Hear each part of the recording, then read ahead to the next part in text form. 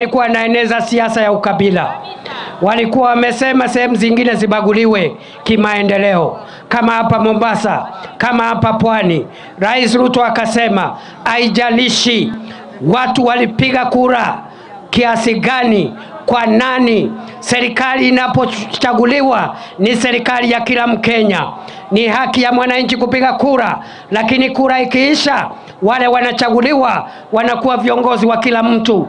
Kwa hivyo Rais Ruto akaamua yeye atakuwa rais wa wale waliomchagua, na wale bado hawakumchagua atakuwa rais yao, kwa sababu hata kama hawakumchagua siku ile ingine huko mbele watamchagua. Ni kweli si kweli? Ni kweli si kweli?